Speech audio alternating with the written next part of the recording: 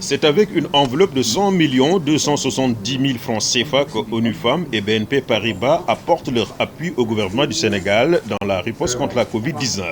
Cette cérémonie qui nous réunit aujourd'hui illustre parfaitement les excellentes relations tissées depuis plus d'une décennie entre ONU Femmes et mon département dans le cadre de nos missions similaires qui sont d'assurer l'égalité des sexes et l'autonomisation des femmes et des filles. Un financement destiné principalement au projet d'assistance des ménages vulnérables affectés par la pandémie et qui met à contribution les femmes agricultrices du pays. L'invention de ce programme est l'accès au marché et à travers cette reprogrammation de nos activités, nous inscrivons ces femmes productrices et transformatrices dans la riposte Covid-19. Donc l'essentiel de ce programme est d'inscrire ces femmes comme fournisseurs de denrées. Comme vous le savez, le Sénégal, dans son plan de riposte, va distribuer des denrées comme du riz aux familles vulnérables. Et pour nous, il était essentiel que cette riposte inclue les femmes comme fournisseurs. J'encourage les acteurs qui seront impliqués dans la mise en œuvre à privilégier la concertation et la synergie dans les interventions en vue de toucher plus efficacement les bénéficiaires. À l'échelle du pays, plus d'1 million de ménages ont déjà bénéficié du programme d'appui alimentaire d'urgence initié par le chef de l'État. Le programme Les femmes font partie de la solution permet de renforcer la résilience des femmes économiquement vulnérables, les femmes victimes de violences basées sur le genre, un phénomène exacerbé par le confinement, les femmes souffrant de maladies chroniques ou encore les femmes vivant en milieu carcéral. Grâce à l'appui de ONU Femmes, le programme initié par le ministère de la Femme, de la Famille, du Genre et de la Protection des Enfants a permis de répertorier 7 767 femmes qui ont reçu leur panier de denrées alimentaires. Parmi celles-ci, plus de 4 000 sont issues de la région de Dakar. Une opération de grande envergure sociale qui s'est tenue au centre Guindi pendant 15 jours. Les femmes bénéficiaires n'ont pas manqué d'exprimer leur gratitude à l'endroit du chef de l'État, le président Macky Sall, qui ne les a pas oubliés en ces temps difficiles. En tant que mère de famille, nous yor suñu jëkkër yor doom nekk en famille mu jàppale ñu ci ceeb jàppale nañu ci dund céréales bi jàppale ñu ci suukar savon ñu ngi koy remercier bu baax ba pare di remercier aussi ONU Femmes.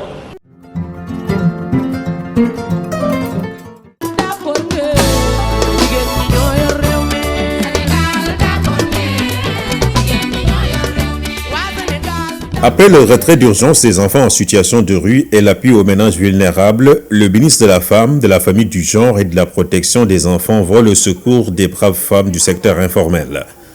Transformation des produits halieutiques, maraîchage, couture, restauration, entre autres activités qui ont été considérablement impactées par la pandémie Covid-19.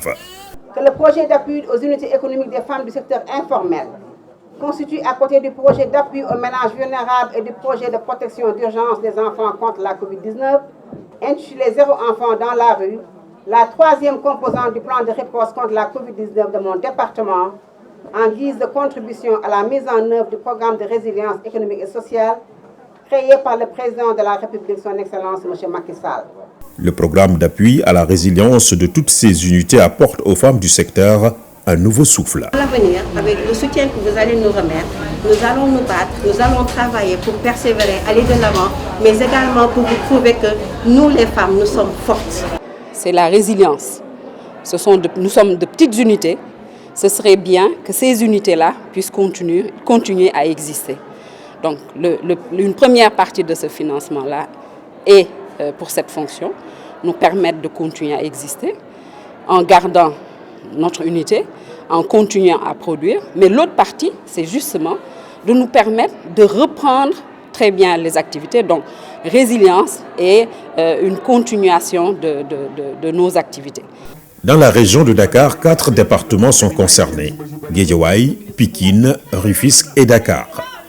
Avec sa délégation, le ministre est descendu sur le terrain malgré la pluie et les chaleurs estivales pour aller au contact direct de ces femmes dont les activités étaient presque à l'arrêt.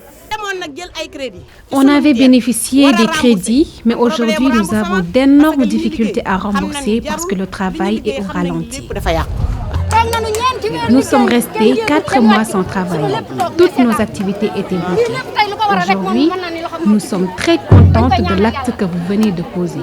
Madame la ministre, vous êtes notre que le bon Dieu exauce nos prières.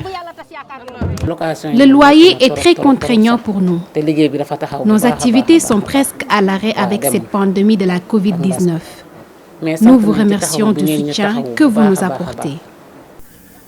Partout, des mots de satisfaction et de gratitude pour magnifier cette initiative de haute portée sociale.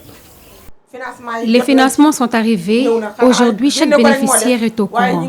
Il ne reste plus qu'à ouvrir les comptes bancaires à Diourbel. Madame la ministre, l'acte que vous venez de poser nous voit droit au cœur. Nous, conseils départementaux, le développement économique, social et culturel est notre mission régalienne. Aujourd'hui, tous les Sénégalais magnifient la démarche du président de la République, Macky Sall, face à la pandémie de la COVID-19. Il a pris l'initiative d'accompagner les femmes en leur octroyant des financements et aides parce qu'il sait qu'elles sont parmi les plus impactées par cette pandémie.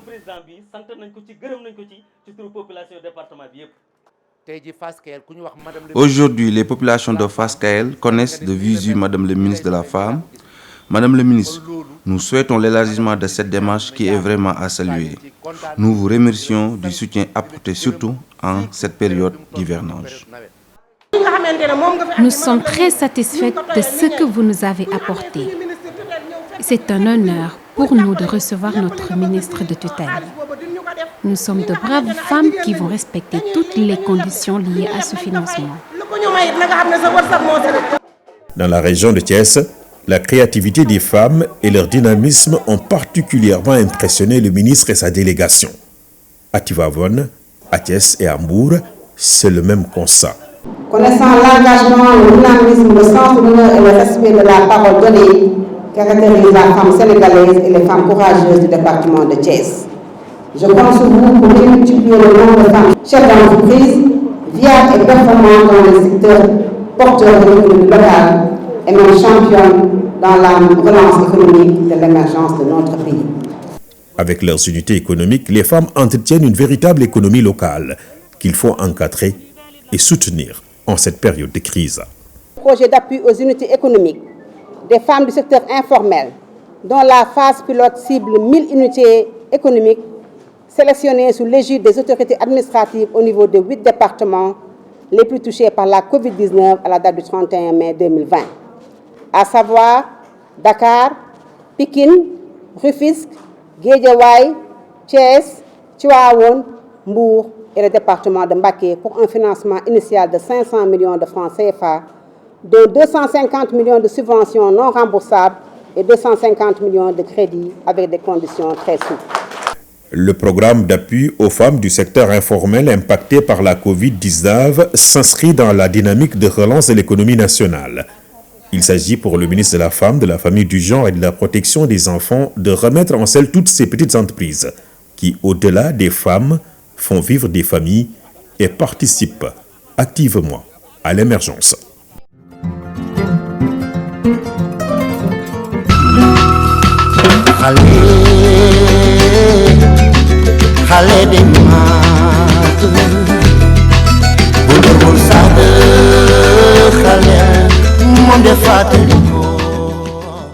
En décidant de retirer les enfants de la rue, principalement les talibés, l'État du Sénégal a voulu marquer l'importance qu'il accorde à cette couche vulnérable.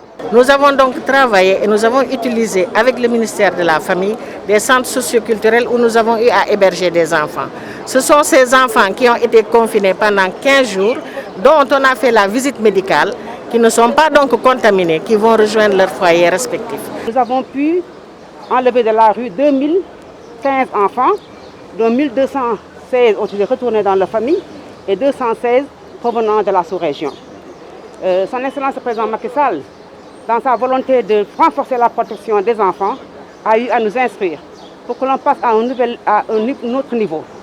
Un niveau pour mettre en place un dispositif d'urgence de protection sociale des enfants en situation difficile. Dans ce cadre, nous avons défini des axes de mise en œuvre. D'abord, de retrait systématique de tous les enfants qui sont dans des situations de risque sanitaire et sécuritaire dans la voie publique. Ensuite, de mettre en place un plan de communication accompagnant ce projet, mais aussi inviter l'administration territoriale à retourner les enfants immédiatement dans leur famille. C'est ce qui se fait aujourd'hui. Ils vont retourner aujourd'hui, ils vont aller dans la région de Kaffrine et la région de Diourbel. Maintenant, je profite de cette occasion aussi pour remercier et féliciter toute l'administration territoriale, remercier les collectivités territoriales. Quand je parle de collectivités territoriales, ici au niveau du département de Dakar, nous donnons une mention spéciale à Madame le maire. Sa franche collaboration, son appui constant. Le centre que vous voyez, c'est le centre qui sont sous sa tutelle. Il l'a mis gracieusement à notre disposition. Donc Madame le maire, soyez-en remerciés.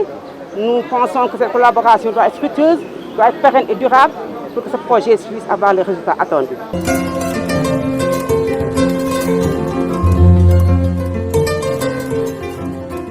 Une ambiance bon enfant et conviviale dans un cadre cordial et familial qui laisse à peine transparaître le statut social de ces familles. Entre reconnaissance et soulagement, elles ont bénéficié d'une opération nocturne de secours et de sécurisation conduite avec tact et souplesse par le ministre de la Femme, de la Famille, du Genre et de la Protection des Enfants, accompagné du préfet de Dakar et des services de sécurité.